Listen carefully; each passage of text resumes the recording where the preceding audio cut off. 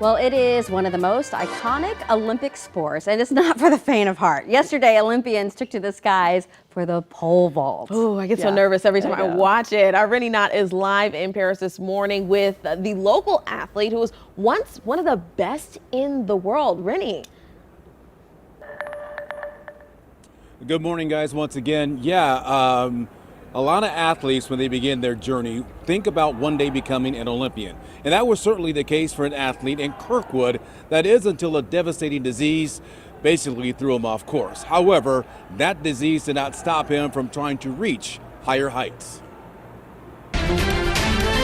Rennie in Paris is sponsored by Mercy. Your life is our life's work.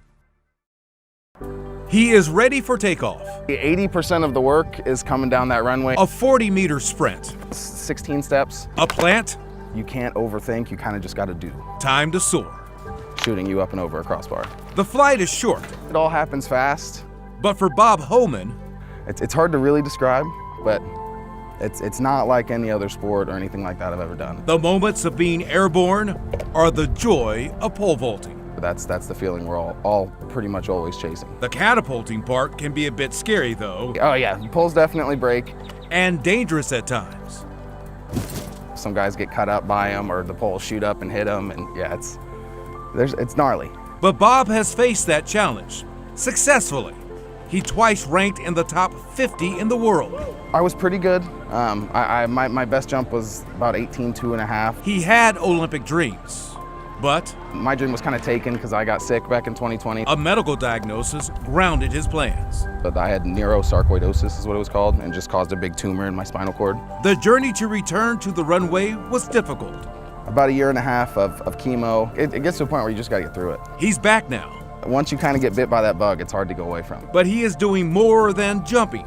He's also setting the example for the next generation of vaulters. I'm the head coach at Webster University now, so it's kind of fun to be able to push these guys as well every now and then. Bob Homan is soaring, Good and healthy now. but he also has his heart planted in gratitude, Just all around makes things a lot easier to be positive. appreciating the flight that his life has taken. Just being able to be happy with the small things in life, I would say.